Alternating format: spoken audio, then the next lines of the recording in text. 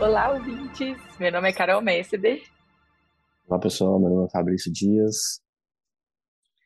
e hoje nós vamos fazer mais um episódio do seu podcast semanal sobre clínica médica e medicina de uma forma geral.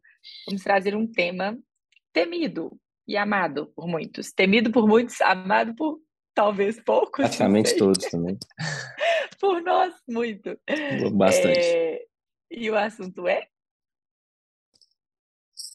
choque. Choque. É, Bom, nossa ideia de trazer esse assunto, primeiro foi porque é, tem muita coisa para falar de choque, né? Para variar, nós não vamos conseguir esgotar o tema aqui nesse primeiro episódio sobre choque. A ideia é trazer alguns conceitos importantes, talvez pontos chaves aí de dificuldade que a gente vê na nossa prática médica, auxílio na classificação, um pouquinho da abordagem, vamos falar sobre tratamento. Eu acho que a gente vai pincelar os principais tópicos e talvez a gente pode até marcar outros encontros para a gente aprofundar mais nesse tema. A ideia, o desafio está lançado, que é 30 minutos. 30 Choque minutos. em 30 minutos. Então, vamos lá. O Então cronômetro está vamos. rodando. Bora lá.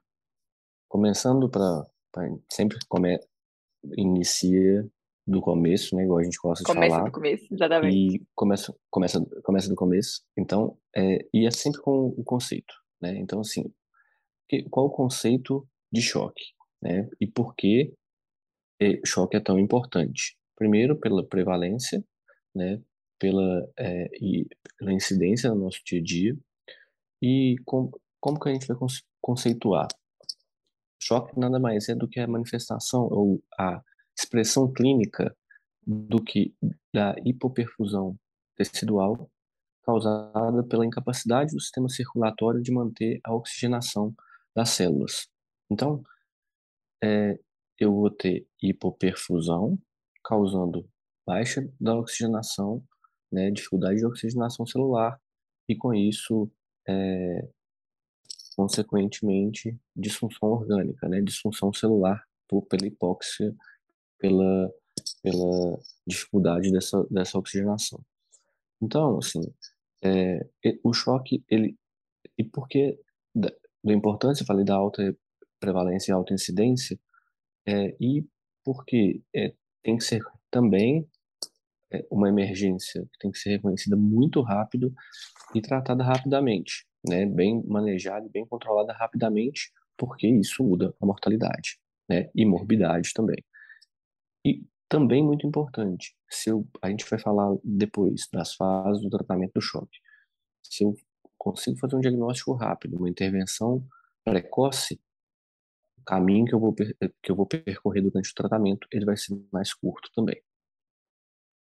Falamos do Perfeito. conceito. Eu acho que uma coisa que pega em relação a esse assunto é talvez a dificuldade conceitual mesmo em relação às diferenças entre má perfusão e hipotensão. Ou seja, choque, toda hipotensão é choque? Isso é uma pergunta muito legal, Carol, muito legal mesmo. Que a gente vê Primeiro, direto, né? Assim, o pessoal se enrolando nesse, quando vai acompanhar, vai abordar um paciente hipotenso. uhum, Nem é, toda hipotensão é choque, né, gente? Então, respondendo a pergunta, nem toda hipotensão é definitivamente choque, não. né? E pode ter choque sem hipotensão. É raro, é mais E isso é difícil? Sim, né? isso é um conceito muito importante mesmo. Conceito de hipotensão relativa, né? A gente vê E isso com isso, frequência, né? a Dentro gente estava da conversando hoje sobre um da paciente lá no sala de CTI emergência, da que terapia estava intensiva, né? exatamente com uma hipotensão relativa, é hipertenso, estava mantendo uma hipertensão de super difícil controle, com uso de vários antipertensivos para controlar, e de repente a gente teve que tirar todos os antipertensivos. Não chegou a fazer uma hipotensão clássica, com aquela média Sim. menor do que 65, que é o conceito que a gente tem mais bem definido. Mas, para esse paciente, 110 por 60 era uma hipotensão relativa. Então, acho que isso aí já começar entregando esse conceito vai ser maravilhoso, o vídeo conseguir entender isso. Importante demais, igual nesse caso. Ele tá, ele tá chocado? Ele tem sinais de hipoperfusão tecidual? Sim, tem. Então tem choque. Então, assim, Isso, aí, perfeito. E quais são os sinais? Já que você começou, entrega. é, sinais de hipoperfusão tecidual. Vamos pensar primeiro nos sinais e sintomas, né? Eu vou ter alteração no nível de consciência, tá? Esse paciente ele pode estar mais hiporresponsivo, tá? Por quê? Por hipoperfusão tecidual, né? Por hipoperfusão cerebral, né? Então ele vai ter essa alteração no nível de consciência como um primeiro problema. É, a gente vai ter alteração na pele, né? Uma pele que muitas vezes ela pode estar mais, em alguns casos, mais fria, principalmente as extremidades, mais sudorese, a gente fala, né, que é a sudorese fria. O tempo de enchimento capilar desse paciente ele vai estar aumentado.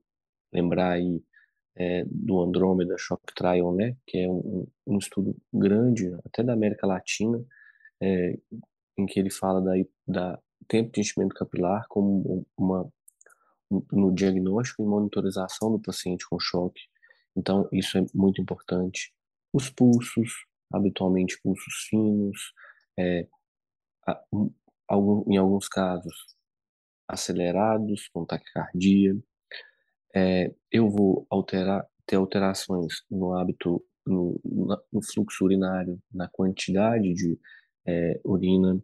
Então, assim, oligúria, então, ou seja, disfunção renal. Eu posso ter alterações hepáticas por hipoperfusão. Eu não estou falando de hepatite isquêmica, tá? Eu estou falando de alteração de função hepática por hipoperfusão tecidual, né? Alterações no sistema digestivo, às vezes a gente vê um ilho, por exemplo, por hipoperfusão. Então, é, eu posso ter manifestações de é, no, no sistema, muitas vezes, eu já falei de neurológico, manifestações Você passou respiratórias, por, acho que você passou é, por todos mesmo. é, Neurológico, que chama muita atenção. A questão da pele, gente, é importante a gente avaliar. Tem um score para isso, que é o Motilin Score, que a gente consegue, é uma avaliação prognóstica mesmo e de gravidade. Então, a gente tem alteração ali que começa no joelho. Nós vamos colocar lá, que para quem está acompanhando no YouTube, a gente vai colocar uma foto para vocês verem. E a ideia é que é quanto maior, começando do centro do joelho, quanto maior essa alteração, esse multilin, que é parecido com um livedo ali, que você é, começa a ver a rede a circulatória, pele mosqueada, né? é, isso, a Que a gente pele fala. mosqueada. Quanto maior isso, pior o choque e pior o prognóstico.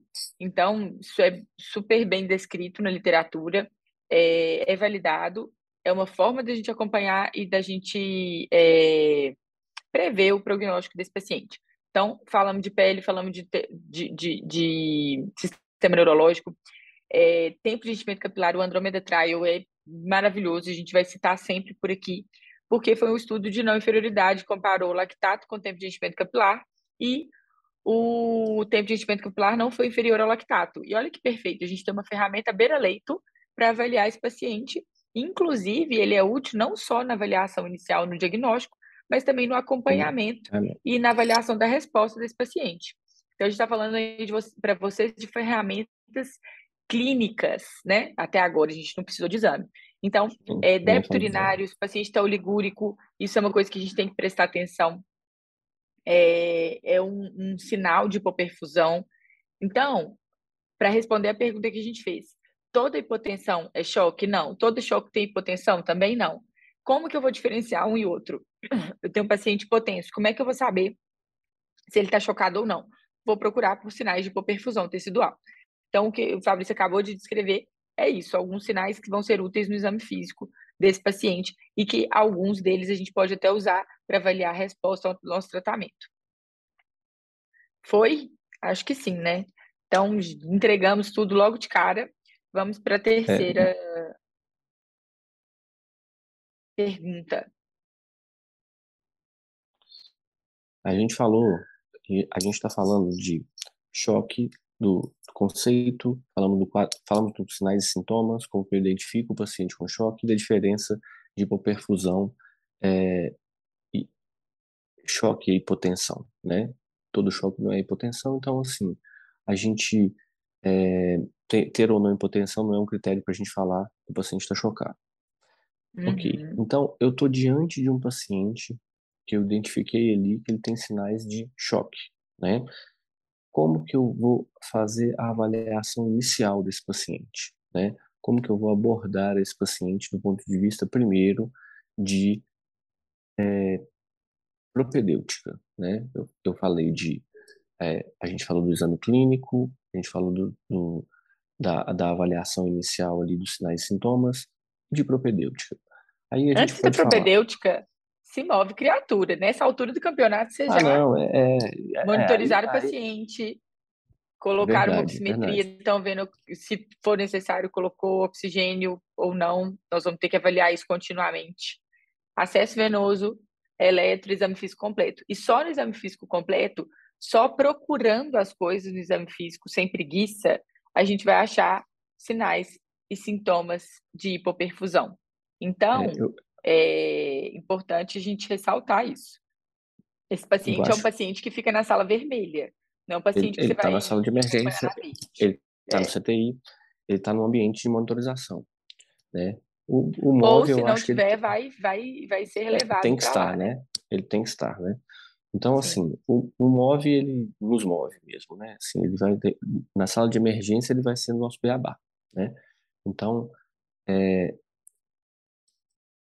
o meu paciente está, eu não vou, a gente não está falando de tratamento ainda, a gente está falando de propedêutica, né? Então, assim, a gente está falando de como que eu vou avaliar esse paciente. É uma ferramenta excelente para a gente fazer isso, que está cada vez mais disponível, tanto na sala de emergência quanto na terapia intensiva, e pode ser usado, inclusive, nas unidades de internação, dependendo do serviço que você trabalha, você pode conseguir avaliar e buscar em algum setor do hospital que tenha, é o ultrassom point of care. Eu acho que o ultrassom merece discussão, um curso, mas aqui a gente vai só citar como que ele Nós pode vamos ser entregar usado. tudo desse Tudo não vai ter jeito. como, né? Tudo eu acho que é Não, impossível, em né? 30 minutos, eu acho que só Tu- citasse o ultrassom já ia dar. Essa aula não tem Exatamente. como, 30 minutos. Mas a gente vai tentar aqui mostrar rapidamente como que esse ultrassom pode ser usado na prática. Então, assim, Difícil falar de medicina, de boa prática médica, principalmente de choque, sem falar de ultrassom point of care, né? Do POCUS lá, que é o Focus que a gente sempre fala. exatamente. É, tem É impossível sido a você. melhor prática mesmo, tanto no ambiente de terapia intensiva quanto na sala de emergência. Isso é uma realidade. Deixou de ser um sonho há alguns anos já e tem que ser nossa realidade mesmo. E assim, a gente brinca na terapia intensiva que o ultrassom é o estetoscópio do intensivista, né? Então, assim, então é isso. Eu acho que é uma ferramenta que está ali, de fácil execução. Demanda prática, lógico, demanda estudo, conhecimento, muita prática, mas é uma ferramenta que nos auxilia muito em várias situações. E talvez uma das utilizações principais do ultrassom point of care é na identificação do paciente, não do paciente com choque, mas no diagnóstico diferencial. Ele nos ajuda muito. Isso aí, se a gente for pensar, a gente vai começar o ultrassom point of care avaliando, a gente vai falar de ecocardiograma, sempre qualitativo, tá bom? Escolho as janelas que eu tenho mais familiaridade, tá? Eu vou identificar nesse paciente, no eco, uma avaliação qualitativa de ventrículo esquerdo, tá bom? E de contratividade. Eu posso avaliar as câmeras direitas, procurando dilatação, sinais aí de possíveis disfunção de ventrículo direito e até choque obstrutivo, derrame pericárdico, né? Então, que eu vou ver se esse paciente tem um derrame pericárdico volumoso, pode ser essa a causa do choque, Pode ser um e tamponamento cardíaco, né? pode ser um tamponamento cardíaco ou não, é, no ventrículo direito, né? Pode ser uma embolia pulmonar causando disfunção grave de VD e por isso outro choque, esse coração que a gente fala, né, que é kissing walls, né, que é o coração batendo vazio, né, esse paciente está hipovolêmico, eu já aproveito e vou Isso olhar a é uma veia cava. romantização desse assunto que é Ex- triste para deixar ele menos Mas a pesado. gente tem que trazer As leveza paredes, para é a porque a discussão, né? ideia de que o coração está tão vazio que as paredes se beijam, se encontram. É, isso a gente pode ver, às vezes, o paciente está hiperdinâmico, muito taquicárdico, ele tem algum déficit segmentar importante, ele está com uma hipocinesia difusa. Isso a gente consegue fazer de uma maneira rápida, né? Não é uma avaliação de ninguém quer fazer um ecocardiograma minucioso, a gente quer fazer um ultrassom é, rápido para você identificar uma possível causa do choque do paciente. Rapidamente eu olho a veia cava, essa veia cava ela tá é, ela tem compressibilidade ou distensibilidade, ela tem, porque isso pode guiar nossa terapêutica também, a gente vai falar de fluido responsividade. Então, assim, esse paciente eu vou tratar com volume, eu vou tratar só com volume, eu vou tratar com amina vasoativa, eu tenho que fazer uma intervenção nesse paciente mais invasiva, por exemplo, uma pericardocentese. Então, assim, é, ele já está me dando um diagnóstico, me dando uma direção do tratamento. Outro ponto, sobre o ultrassom do pulmão. Então, eu passei no eco, vou no pulmão. Esse pulmão, ele tem sinais de congestão, ele tem linhas A, linhas B. Esse pulmão, ele tem sinal de um derrame pleural importante, ele tem sinal de pneumotórax, ele tem sinal de, é, né, como eu disse, do derrame. Então, eu passei no pulmão, ele vai me dar sinais ali de uma possível causa. Né? O hemotórax, por exemplo, ele tem um derrame pleural volumoso de um lado em algum Pneumotórax. pneumotórax, que é importantíssimo, né? Que é causa de choque. Daí, avaliei o tórax, posso avaliar o Com uma abdômen, sensibilidade tem algum enorme, né? É bom derrame, falar. A gente sempre fala dos é exames, da muito sensibilidade para sensível, identificar.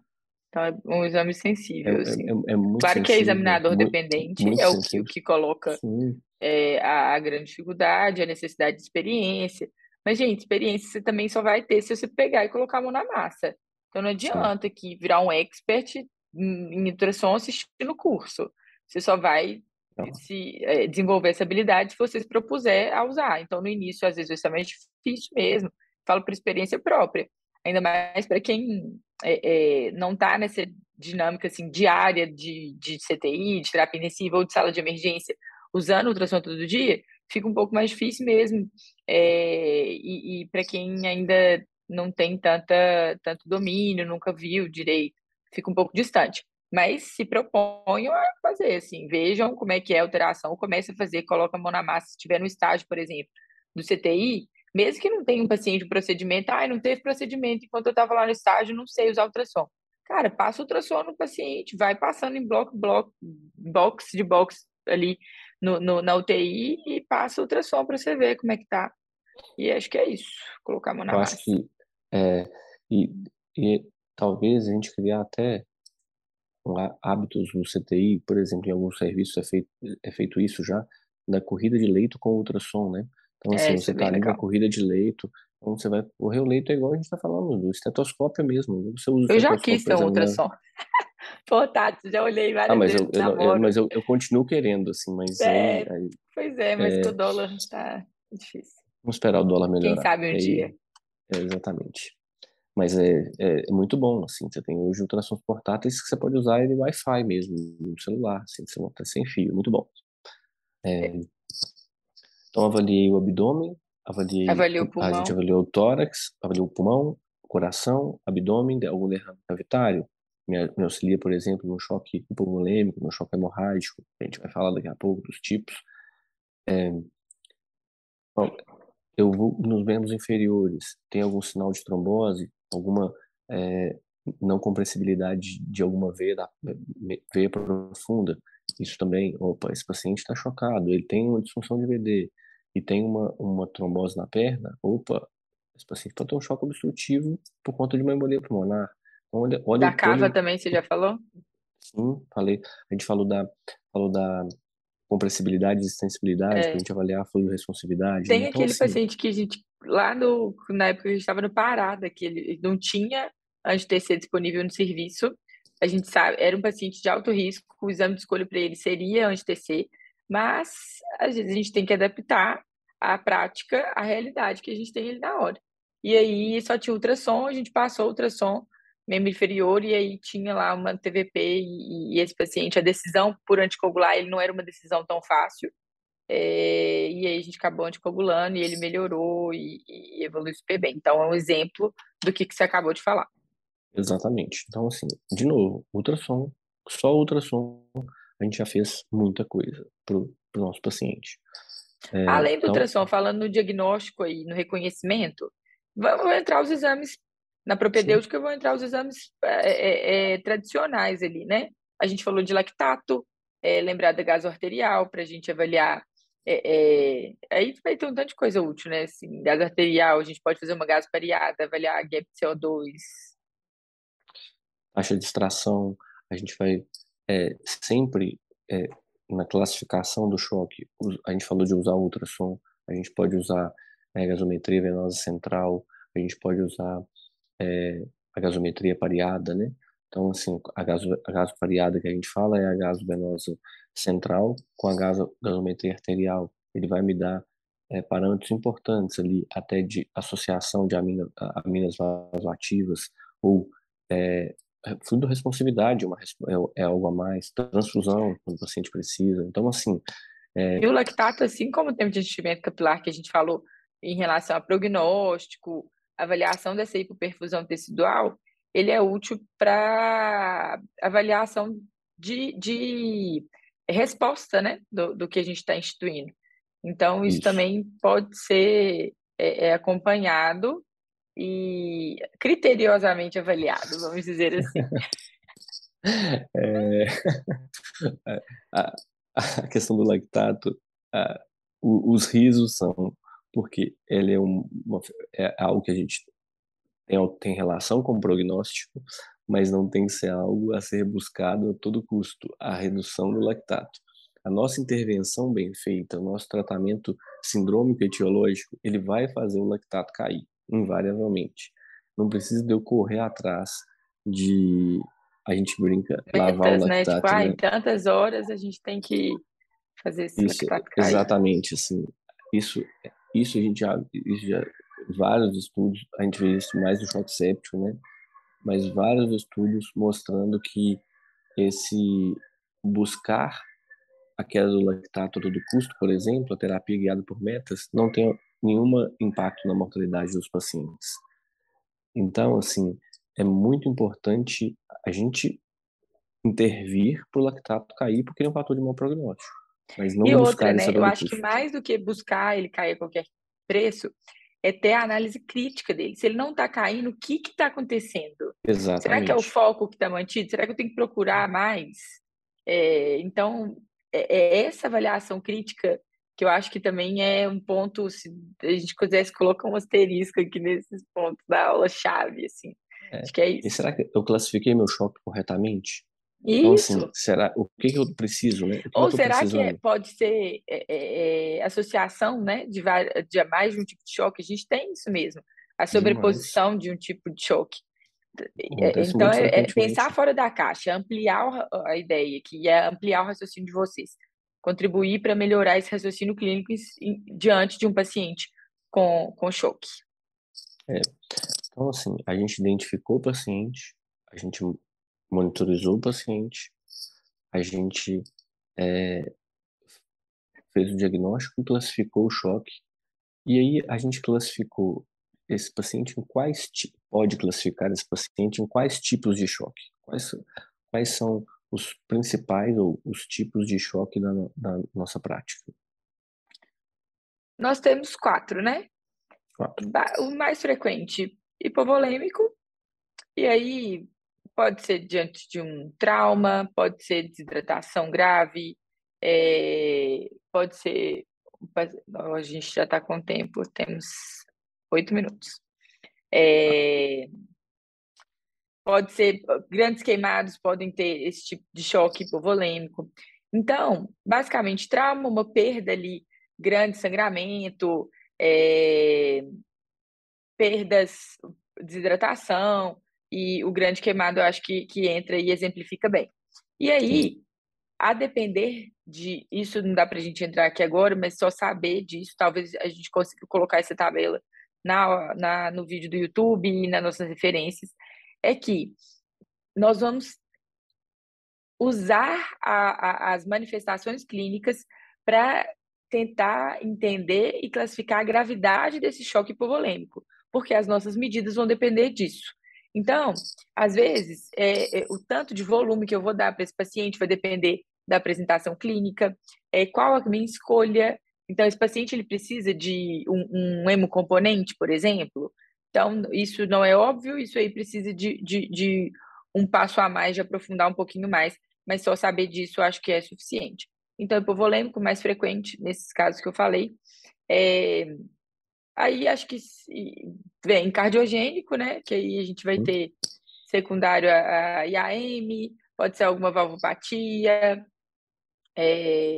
um quadro isquêmico ali justifica, e são as principais causas do choque cardiogênico.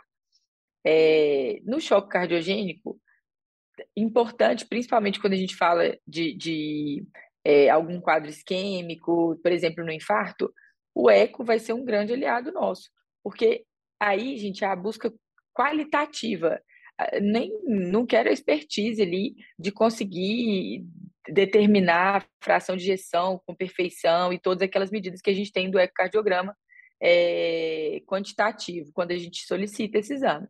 A ideia ali é ver se tem hipocinesia, grosseiramente mesmo, como é que aquelas paredes estão batendo. Então, isso aí é super relevante e o ultrassom vai ser um grande aliado aqui no diagnóstico do choque cardiogênico. É, choque obstrutivo. Acho que o nosso grande exemplo é TEP, né? A gente até falou disso na aula de TEP. E aí, o eco, de novo, vai nos ajudar a avaliar como é que está a função ali do VD, como está a característica desse VD. É, outros exemplos de choque obstrutivo?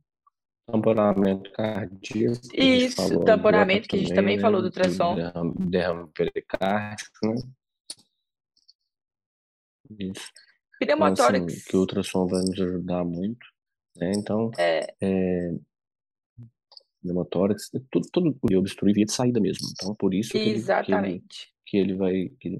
a fisiopatologia básica é essa. Então, a gente tem que, nesse paciente, é, o ultrassom também, o ecocardiograma é de suma importância. O choque mais comum, choque distributivo, e o mais grave, né? E Então, aí assim, ele no se choque distributivo, subdivide é, em em três. três, séptico, anafilático, neurogênico, né? Então, assim, é o choque em que a gente tem disfunção de microcirculação, e por isso hipoperfusão tecidual, e por questões nessa disfunção de microcirculação, é o choque de mais difícil tratamento. Quando a gente fala em choque refratário, geralmente é o choque distributivo, né? Por vasodilatação mesmo, e dificuldade de perfusão tecidual. Acho que na nossa prática, né, a gente fala de sepse aqui, fala e refala de sepse, também é um dos nossos temas preferidos, se não o mais preferido. Então, quando a gente fala de É o sepse, a queridinho gente do Chama Clínica. exatamente, é, então, mas pela prevalência, né? A gente não gosta dele à toa, né? Então, assim, a gente não fala Uhum. muito dele à toa. E porque a Classificamos, gente vê também no dia a dia o tanto que uma abordagem correta tem impacto. sim, A gente vê ali o que o livro fala, né? Então, e essa vivência também acho que nos encanta e justifica a nossa exatamente, assim, predileção pela série. exatamente. E então, assim, falamos do conceito, a diferença de hipotensão e má perfusão, né? Assim, o que é choque, o que é hipotensão. Falamos do diagnóstico, dos exames laboratoriais e o ultrassom. Falamos do tipo de choque, sobre o tratamento, né? Isso. E no tratamento, a gente pode, sim, sem entrar muito, porque aí vai ter peculiaridades a depender de cada subtipo ali, de cada tipo de choque. É, Primeiro, as fases, né? Ele é dividido em 4 fases. A gente Eu pode acho que dizer assim grosseiramente. é, eu acho que isso resume bem, né, o tratamento do choque, né? Isso. Primeiro, reiterar o MOV, esse paciente, nós já estamos considerando que todo mundo que assiste esse podcast já colocou monitorização oxigênio, veia, oxigênio nos que precisam, veia, 2 acessos venosos, e já fez um exame físico bem feito, né, e um eletrocardiograma Uhum. naqueles indicados. Então, eu vou ter uma fase de salvamento, vou tirar aquele paciente do risco iminente de morte, né? Então, assim, essa é uma das fases primordiais. Então, assim, eu falo que essa fase é de suma importância, porque eu identifico e trato rapidamente, né? Então, essa fase, muitas vezes, eu não sei a etiologia, eu vou dar volume, eu vou dar amina vasoativa, então, a próxima na próxima fase, eu consegui é, fazer é, continuar a estabilização, né? Então, assim, que é a próxima é a fase de é, estabilização clínica, né? Então, eu salvei, eu estabilizo, não é isso?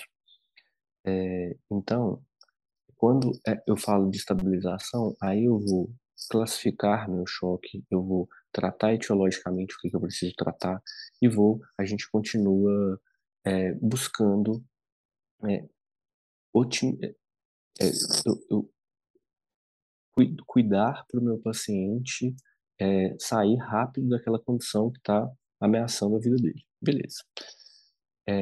Passei da fase de estabilização, vou para a fase de otimização. Essa fase é muito importante. Na fase de salvamento e estabilização, muitas vezes a gente faz algumas intervenções que a gente não usa muito critério. Aí a fase da estabilização e do salvamento, na hora que eu chego em otimização, eu vou prevenir lesões orgânicas. Então, eu vou evitar A gente excesso de falou de volume. disfunção orgânica e até de sinais de identificação das disfunções Ex orgânicas. exatamente. Nesse início, nesses 2 primeiros fases, é claro, gente, nós estamos explicando aqui para vocês didaticamente, como se as coisas fossem acontecendo uma coisa atrás da outra. Muitas vezes elas vão em paralelo, as medidas vão ocorrendo paralelamente, Sem mas é dúvida. para ficar mais fácil o entendimento mesmo. Então, Prevenção de... é como se É, nessa fase a gente estivesse tentando ali proteger, evitar a disfunção renal ou que essa disfunção, uma vez instalada, piore. Então, vou começar a tentar lançar a mão de estratégias para prevenir ou melhorar as disfunções orgânicas que já foram instaladas.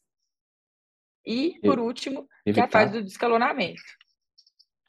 evitar intervenções fúteis. Muitas vezes a gente começa a intervir demais no paciente e esse paciente ele não precisa de tanta intervenção mais, ele precisa só da gente esperar ele melhorar, tá? Então, Então, já isso foi é uma salvamento, estabilização, otimização e, por último, descalonamento. Descalonamento, o nome mesmo já falou.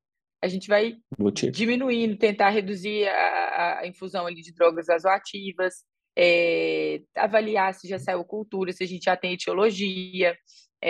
Então, o diagnóstico sindrômico a gente já estabeleceu, agora a gente vai em busca do diagnóstico etiológico. E aí, será que a gente já tem esse diagnóstico? Se tiver, ótimo, a gente vai descalonar. E eu acho que a gente conseguiu falar de drogas vasoativas, a número 1 é noradrenalina, a gente vai às vezes lançar a mão de vasopressina e dobuta, a depender do tipo do choque. Isso é importante, vai precisar de outra aula para a gente falar. Eu dei uma E fazer uma acelerada, só porque senão a gente não vai conseguir nosso objetivo de falar em 30 minutos. A gente a tem gente, 30 segundos. então a gente vai falar que nós vamos fazer um episódio só de droga vasoativa, porque a gente vai Ótimo. esmiuçar isso para todo mundo. Então tá. E cabe um episódio sobre cada tipo de choque também. Vamos falar a frase, senão não Exatamente. vai dar. Segue a gente no canal, curte, compartilha. Hoje foi corrido, mas o desafio foi cumprido. Choque em 30 minutos. Medicina é a ciência da incerteza e a arte da probabilidade.